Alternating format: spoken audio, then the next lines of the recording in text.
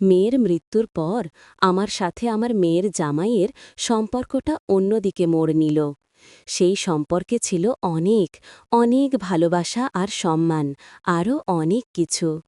আজ সেই গল্পটি তোমাদের শোনাতে চলে এসেছি বন্ধুরা। আর কথা বাড়িয়ে চলো গল্পটি শুরু করি। আমার নাম বুসরা বেগম, বয়স ৩৮-৪০ বছর হবে। একমাত্র মেয়েকে নিয়ে আমার ছোট্ট সংসার। কিছু বছর হলো আমার স্বামীকে হারিয়েছি। আমাদের বাড়ি সুনামগঞ্জের এক গ্রামে, মেঘালয় পাহাড়ের পাদদেশে ছোট্ট ছবির মতো গ্রাম। তার মধ্য দিয়ে পাহাড় হতে এঁকে বেঁকে অনেকগুলো ধারা নেমে এসেছে, যেগুলো বর্ষাকালে প্রচণ্ড স্রোত থাকে আর শীতকালে স্বচ্ছ কাঁচের মতো টলটলে হাঁটু জল থাকে। সেই সব ধারার ওপরে আড়াআড়ি রাস্তাগুলোর জন্য বাঁশের তৈরি ছোট ছোট শাকগুলো সত্যিকার অর্থেই গ্রামটিকে একটা আঁকা ছবির মতো বানিয়েছে। তো আমাদের এই গ্রামেরই ৩ রাস্তার মোড়ে কোথা থেকে যেন এক সুদর্শন যুবক ১ বিঘা জায়গা কিনে একটা ছোট্ট সেমি পাকা লম্বা ২ রুমের ঘর তৈরি করে মোটর গাড়ির গ্যারেজ দিয়েছে। মূলত সে আমাদের গ্রামে সাগর নামের একটি ছেলের বন্ধু হয়, আর সে তার সাহায্যেই আমাদের গ্রামে এসেছে এবং সাগর একে একে আমাদের গ্রামের সকল বাড়িতে বাড়িতে নিয়ে গিয়ে ওর সাথে গ্রামের সকলের সাথে পরিচয় করিয়ে দিয়েছে। সেই ছেলেটির নাম আকাশ। তো আকাশকেও আমরা গ্রামের সকল লোকেরা নিজেদের লোক বলেই মনে করি। যাই হোক, আমাদের এলাকায় মোটর সাইকেলের মালিক যদিও খুব একটা বেশি না, তবুও হঠাৎ করে গ্যারেজ হওয়াতে আর ছেলেটির হাত অত্যন্ত ভালো হওয়ার কারণে তার গ্যারেজে প্রতিদিন গাড়ি এসে একটার পর একটা জমা হতে লাগল। সমস্যাটা হলো আমাদের এখানে বিদ্যুৎ এখনও এসে পৌঁছায়নি, তাই রাতের বেলায় জেনারেটর চালিত বিদ্যুতের আলোই হলো এই আমাদের সম্বল। তো বিক্রম এলাকার অনেকের সাথে কথা বলেই ডিজেল চালিত মেশিনের ব্যবস্থা করে সন্ধ্যা থেকে রাত ৯টা পর্যন্ত বিদ্যুতের একটা সুরাহা করল, শুধুমাত্র কয়েকটি বাড়ি আর দোকানে। ফলে তার গ্যারেজের পাশেই দ্রুত গড়ে উঠল আরও কয়েকটি মুদির দোকান। এলাকাটার নাম হয়ে গেল আকাশ গ্যারেজের মোড়। তো আমি যখন প্রতিদিন সকালে সুনামগঞ্জ সাব রেজিস্ট্রার অফিসে যাই, তখন সে হয়তো দোকান খুলছে, নয়তো রাস্তার পাশে দাঁড়িয়ে দাঁত ব্রাশ করছে। সে আমাকে দেখা হওয়া মাত্রই একটা সালাম দিয়ে বলে, আন্টি, অফিসে যাচ্ছেন নাকি? আমিও বলি, হ্যাঁ রে বাবা, না গেলে খাবো কি, বলেই একটা মাতৃসুলভ হাসি দিয়ে চলতে থাকি। ছেলেটির সাথে আমার আগেই পরিচয় হয়েছিল। যাই হোক, আমার একমাত্র মেয়ে মনিরা এই বছর ম্যাট্রিক পাশ করে সুনামগঞ্জ মহিলা কলেজ যায়। আমার স্বামী ছিলেন সুনামগঞ্জ সাব রেজিস্ট্রার অফিসের একজন কর্মচারী। আয় ইনকাম বেশ ভালোই চলছিল, কিন্তু হঠাৎ করে ৩ বছর আগে একদিন রাতে স্ট্রোক করে মুহূর্তের মধ্যে সেই যে চলে গেল, ধরে রাখার চেষ্টাটাও করা গেল না। সংসার চালানোর মতো যথেষ্ট সহায় সম্পত্তি সে রেখে গিয়েছিল, জমি পুকুর সহ পাকা বাড়ি, চতুর্দিকে পাকা দেয়াল তোলা। কিন্তু আমি বসে বসে খেতে যাইনি, কারণ বসে খেলে রাজার ভাণ্ডারও ফুরিয়ে যায়। তাই জেলা রেজিস্ট্রারের কাছে এলাকার এমপির সুপারিশে অস্থায়ীভাবে আমাকে MLSS পদে নিয়োগ দেওয়া হয়েছিল। যোগ্যতা ছিল ম্যাট্রিক পাস। সেই থেকে আমি চাকরিটা করছি। বেতন সাকুল্যে মাত্র ১৫,০০০ টাকা। কম হোক, কিন্তু জমানো টাকা তো আর ভাঙতে হচ্ছে না। সে যাই হোক, আকাশকে দেখলে আমার কেন জানি বুকের ভেতর একটা হাহাকার করে ওঠে, কারণ আমার প্রথম যে বাচ্চাটা হয়েছিল সে ছিল ছেলে, কিন্তু জন্মের পরই সে মারা গিয়েছিল। বেঁচে থাকলে সে আজকে আকাশের বয়সী হতো। মাঝে মাঝে আমার মনে হয়, আকাশকে যদি একটু বাড়িতে দাওয়াত দিয়ে আনা যেত। এসব কথা আমি আকাশের বন্ধুকে বলেছিলাম, আর সে আকাশকে আমার এসব কথাও জানিয়েছে। ছেলেটারও মা বাবা কেউ নেই, এটাও আমি ওর বন্ধুর কাছ থেকেই জেনেছি। তখন আমার মনে হয়, আহারে, ছেলেটা বড় দুর্ভাগা। এরপর আকাশ যখন ওর বন্ধুর সাথে আমাদের বাড়ি আসে, তখন আমার বাড়ির গেটে দেখা হয়ে গিয়েছিল আমার মেয়ে মনিরার সাথে। তাছাড়া মনিরা প্রতিদিন কলেজে যাওয়ার সময় ওদের দেখা হতো, তাও আমি জেনেছিলাম। তো সেদিন আকাশ আমাদের বাড়ি থেকে দাওয়াত খেয়ে ফিরে ওর বন্ধুকে বলেছিল ও নাকি আমার মেয়েকে বিয়ে করতে চায়। তা আমিও জেনে গিয়েছিলাম, এবং আমি ওর সাথে আমার মেয়েকে বিয়ে দিতে রাজি হয়ে গেলাম। সেই সাথে আমার মেয়ে মনিরাও খুব খুশি। বিয়ে প্রায় বলতে গেলে আমার বাকি সব আত্মীয় স্বজনের আপত্তির মুখে, কিন্তু একমাত্র আমার জেদের কারণেই হয়ে গেল। আর এরপর থেকেই আকাশ আমাদের বাড়িতেই থাকতে শুরু করল, আর সারা দিন গ্যারেজে কাজ করে। মনিরাও একই সাথে ওর পড়াশোনা চালিয়ে যেতে লাগল। এদিকে আমার স্বপ্ন পূরণ হওয়াতে আমিও মহা খুশি, কারণ আমি ওকে মনে মনে পছন্দ করতাম। কিন্তু সেই চাওয়া যে এত দ্রুত পূরণ হবে তা কে জানত। এর কয়েক মাস পরেই আমার মেয়ে মা হতে চলল। এতে আমি খুবই আনন্দিত হলাম, কারণ আমি নানি হব। সেই দিন হতে মনিরাকে আমি আমার কাছে রাখতাম, আর আকাশকে ইশারায় বুঝিয়ে দিয়েছিলাম যে, বাবা, আর কয়েকটা মাস একটু কষ্ট করো, এখন মনিরা তোমার কাছে না থাকাই ভালো। এই বলে আমি মুখ লুকিয়ে হেসেছিলাম, কিন্তু কোনো কিছুই কাজে আসেনি। এরপর একদিন ডেলিভারির জন্য যখন মনিরাকে সদর হাসপাতালে নিয়ে যাওয়া হল, তখন ওটিতে মনিরা আর ওর মৃত পুত্র সন্তানের নিথর দেহ। ডাক্তাররা দ্রুত সার্জারি করেও বাচ্চাটাকে বাঁচাতে পারেনি। আমি আর আকাশ এই ঘটনায় 2 দিন পাথর হয়েছিলাম। এরপর আকাশের বন্ধু সাগর এসে আকাশকে টেনে তুলে কাজে নিয়ে যায়, আর সাগরের মা আমাকে নিয়ে তাদের বাড়িতে গিয়েছিল, আর আমাকে বুঝিয়েছিল, আল্লাহর পরিকল্পনা বোঝা বড় দায়, ধৈর্য ধরো আপা। এরপর আমি মনে হয় টেনে টুনে সপ্তাহখানেক অফিসে গিয়েছিলাম। অফিস আর ভালো লাগে না। লাগবে কি করে, স্বামী গেল, মেয়ে গেল, এখন কেবল মেয়ের জামাই আছে শুধু। সে কি আর চিরদিন থাকবে? ভাবতেই কেমন যেন পাগল পাড়া হয়ে যায়। আমার আর নিজের কেউ রইল না।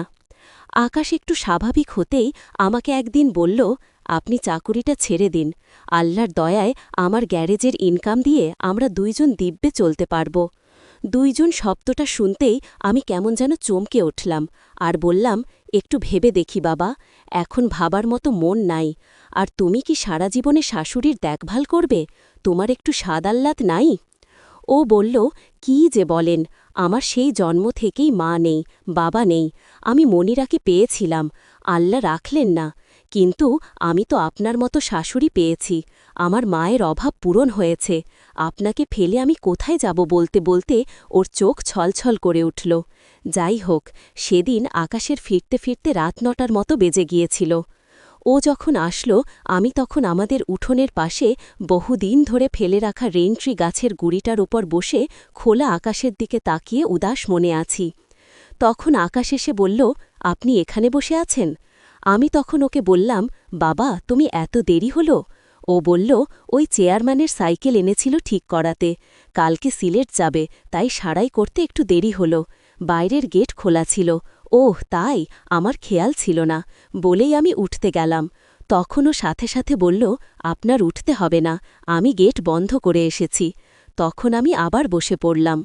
আর ও বলল, আপনাকে না বলেছি চাকুরিটা ছেড়ে দিন, এত কষ্ট করার দরকার নাই। আমি বললাম, রে বাবা, সাহস পাই না। ও বলল, কেন? আমি বললাম, তুমি কি আর চিরদিন থাকবে আমার সাথে? ও বলল, দেখেন, এর আগেও একদিন আমাকে কথা বলেছেন, আমি বলেছি তো, আমি আর সংসার চাই না, আপনিই এখন আমার সংসার, আমার আর কে আছে? বলতে বলতে ওর চোখে জল চলে এলো। তখন আমি বললাম, তাহলে আমার হাত ধরে কথা দাও যে আমাকে ফেলে চলে যাবে না, যেখানে যাও এই শাশুড়িকে সাথে নিয়ে যাবে। ও তখন আমার কাছে এসে আমাকে আঁকড়ে ধরে হাউমাউ করে কাঁদতে লাগল। আমি ওকে আঁকড়ে ধরে বললাম, কেঁদো না আমার মেয়ে, গেছে, তুমি আছো, সেই আশাতেই বেঁচে আছি, ঘরে চলো, তোমাকে খাবার দেই। এরপর আমি চাকুরিটা ছেড়ে দিলাম, এখন শুধু ঘর গ্রস্থলি দেখভাল করছি। আকাশের 9টার আগে গ্যারেজে যাওয়ার সময়েরও আগে ঘুম থেকে উঠে ওর জন্য নাস্তা বানানো শুরু করি। আকাশ নাস্তা খেয়ে চলে গেলে পরে 11টার দিকে দুপুরে রান্না চড়াই। রান্না হয়ে গেলে পরে বাড়ির গাছগাছালি যত্ন নেই, পুকুর পাড়ে ছোট ছোট ফুলের গাছগুলো, দেওয়ালির সাথে নারিকেল সুপারি গাছগুলো, এসব দেখভাল করতে করতে বাড়িটাকে বড় বেশি ভালো লাগে। সামনে কয়েক এলাকার ছোট ছোট ছেলেদেরকে দিয়ে সুপারি পাড়াতে হবে, নরেন্দ্রকে নারিকেল গাছে উঠিয়ে পরিষ্কার করাতে হবে, আর বাড়ির সাথের উঁচু ভেটিতাতে সামনে শীতের স্বাদ সবজি চাষ করতে হবে। আমি এসব ভাবতে থাকি। আমার এভাবে অলসময় কাটানোর কারণে শরীরটা একটু বেড়ে গিয়েছে আর দেখতে অনেক সুন্দরী হয়ে গিয়েছে আগের থেকে। ইদানিং আমি লক্ষ্য করছি আকাশ আমার দিকে লুকিয়ে লুকিয়ে তাকায়, তা আমার কাছেও ভালো লাগে। আমি ভাবি কম কষ্ট করেনি ছেলেটা, মাত্রই দুজনের সংসার। এই বয়সে ছেলেরা কত না আনন্দ ফুর্তি করে। ও যখন কোনো কাজে সিলেটে যায়, আমি আগের দিন থেকেই ওর শার্ট প্যান্ট ধুয়ে আমার স্বামীর আমলের থেকে পাকিস্তানের শিয়ালকোটে তৈরি কয়লার ইস্ত্রি দিয়ে স্ত্রী করে রাখি। যেই রুমটা আগে মনিরা ব্যবহার করত, সেই রুমের ওয়ার্ড্রোবটাই এখন আমার পোশাক রাখা হয়। ইদানিং গরমটা একটু বেশি বেড়ে গেছে। পাহাড়ের পাদদেশে এই এক সমস্যা, গরমের সময় গরম লাগে, আবার শীতের সময় অন্য এলাকার চাইতে শীত লাগে বেশি। বিকালের দিকে যখন বাতাস থাকে না, তখন পুরো এই পাহাড়ের আড়ালে পড়া গ্রামটিকে একটি গরম বক্সের মতো মনে হয়। যাই হোক, আকাশ যখন গ্যারেজ থেকে কাজ সেরে আসে, তখন ওর গায়ে মাঝে মাঝে তেল মোবিলের দাগ লেগে থাকে। সেগুলো বাড়ির পুকুরের ঘাটে ওর গোসলের সময় আমি নিজেই পরিষ্কার করে দিই। আজকেও তেমনই কিছু পোড়া মোবিলের দাগ ওর ঘাড়ে আটে। তা দেখে ওকে বললাম, তুমি ঘাটে যাও, আমি আসছি, গায়ে পোড়া তেল লেগেছে। ও ঘাটে গিয়ে পৌঁছানোর একটু পরেই আমি এসে পড়লাম, আর আমি ওর শরীরে মোবিল ক্রিজের দাগ তুলে দিয়ে যখন দাঁড়িয়ে বললাম, ব্যাস হয়েছে, এবার গোসল করে নাও, বলে উঠে দাঁড়ালাম, তখন ও আমাকে দেখে বলল, আপনি এ শাড়ি অনেক দিন ধরে পরছেন আর পুরনো হয়ে গেছে, এবার একটু নতুন শাড়ি তো পরতে পারেন। এরপর ওর অনুরোধে বাড়িতে রঙিন ম্যাচ করা শাড়ি পরি। তো প্রতিদিনকার মতো আমরা আমাদের ব্যাটারি চালিত সাবাকালো টিভিতে বিটিভি দেখছিলাম আর বিভিন্ন ধরনের গল্প করছিলাম। যেদিন বাংলা ছবি হতো সেদিন আমরা পুরো ছবিটা শেষ করতাম। আমি খাটে হেলান দিয়ে টিভি দেখতাম। আরও একটু দূরে রাখা একটা লম্বা গদিওয়ালা বেঞ্চে একটা বালিশ মাথার তলে দিয়ে দেখত। এভাবেই আমাদের দিন কেমন যেন পার হতে লাগল। আকাশ এখন গ্যারেজে 5 জন কর্মচারী নিয়েছে। এর মধ্যে 2 জন ভালো মেকানিক, তাই আকাশের আর বেশি সময় দেওয়ার দরকার পড়ে না, তাই প্রায় সময়ও বাড়িতেই থাকে। দেখতে দেখতে গরমটা পার হয়ে অক্টোবরের শেষের দিক থেকেই উত্তরের পাহাড় হতে মাঝে মাঝে ঠান্ডা বাতাস আসতে শুরু করে দিল আমাদের এখানে। ঠান্ডার তুলনা হয় না বিক্রম, তার টের পেয়েছে। নভেম্বরের মাঝামাঝিতে হাড় কাঁপানো শীত। তাছাড়া আমার বাড়ির চাল টিনের, হাওয়াতে প্রচণ্ড ঠান্ডা ভর করে। রুমগুলোতে যদিও পাহাড়ি মুলি বাঁশের চাটাই দিয়ে সিলিং দেওয়া আছে, কিন্তু এই টিনের চালটা রাতের বেলায় ঘরটাকে ডিপ ফ্রিজের মতো বানিয়ে ফেলে। কিন্তু এবারের শীতে আমাকে ঠান্ডায় ধরে ধরে ফেলল। প্রথমে হালকা জ্বর ও সর্দি, তারপরেই কাশি। কাশিটা খুবই কষ্ট দিতে লাগল। রাতের বেলায় কাশতে কাশতে বুকের ভেতরে বেস গিটারের মতো বাজতে থাকে যেন।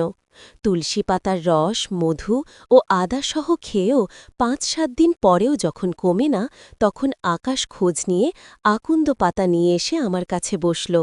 তখন আমি ওকে বললাম, বাবা, কি হবে এসব দিয়ে? ও বলল, শেক দিব, আকন্দ পাতার শেক, দেখবেন আপনার কাশি ভালো হয়ে যাবে। বলে ওর রুমের হারিকেনটা একেবারে খাটের কাছে রেখে অত্যন্ত দ্রুততার সাথে কম্বলটার ভেতরে এসে আকন্দ পাতার ওপরে একটু রসুন ও সরিষার তেল মেখে নিয়ে হারিকেনের চিমনিতে ধরে রেখে আধা মিনিট পরে তুলে নিয়ে সেই গরম পাতাটি আমার গলায় চেপে ধরে বলল, বেশি গরম লাগে?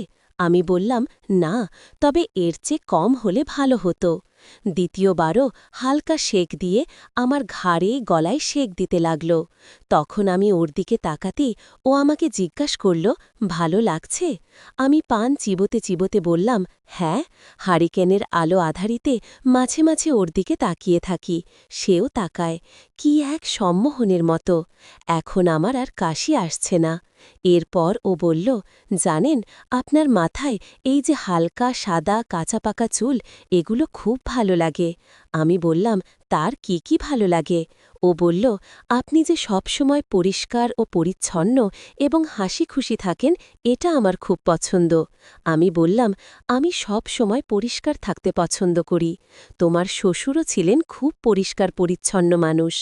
আমাদের কথার মাঝে ও হঠাৎ কম্বলটা টেনে দিয়েই আমাকে আঁকড়ে ধরে চোখের দিকে তাকিয়ে বলল, ঠান্ডার থেকে রক্ষা পেতে গেলে এভাবেই আমাদের শুয়ে থাকতে হবে। আমিও বললাম, ভালো কথা বলছ। এই বলে আমি মুচকি মুচকি হাসছি। আরও আমতা আমতা করে বলতে লাগল, মনিরাকে হারানোর পর অনেক দিন তো একাকিত্বে আছি, তাই আজকে একটু আপনার কাছে আসতে চাই। তখন আমি ওকে আর কিছু বলতে না দিয়ে বললাম, তা আমি জানি, আমিও তো এই কষ্ট আজ বছর 5 ধরে পার করছি, আমি বুঝি। তখন আমাদের দুজনের আর কাউকেই কিছু বলে দিতে হলো না। ও তখন পাশে রাখা হারিকেনের আলোটা একটু কমিয়ে দিল, আর আমি বললাম, আল্লাহ হয়তো এতদিন ধরে আমাদের দুজনকে অপেক্ষায় রেখেছিলেন। সেই শুরু হয়েছিল সে রাতে। ও আমাকে একটুও ঘুমোতে দিল না। আমি অনেক খুশি হলাম, আর ওকে বললাম, কখনো আমার কাছ থেকে দূরে চলে যেও না। ও বলল, না যাব না, আপনিও সবসময় আমার পাশে থাকবেন। আমি বললাম, আমি সারা জীবন আছি তোমার সাথে, তুমি শুধু আমার কাছে থেকো। তোমাকে নিয়ে কোনো এক নতুন অজানা শহরে গিয়ে নতুন করে জীবন শুরু করব আমরা। তার আগে কারো কাছে জায়গা সম্পত্তি সব বিক্রি করে যাব। ও বলল, তাই হবে। তারপর আমরা একটা শান্তির ঘুম দিলাম। বন্ধুরা, পুরো গল্পটা শোনার জন্য ধন্যবাদ। গল্পটি আপনাদের কেমন লাগলো অবশ্যই কমেন্টে জানাবেন। ভালো লাগলে একটা লাইক দেবেন, আর এই রকম আরও গল্প শোনার জন্য চ্যানেলটি সাবস্ক্রাইব করতে ভুলবেন না। দেখা হবে পরের কোনো গল্পে। ভালো থাকবেন।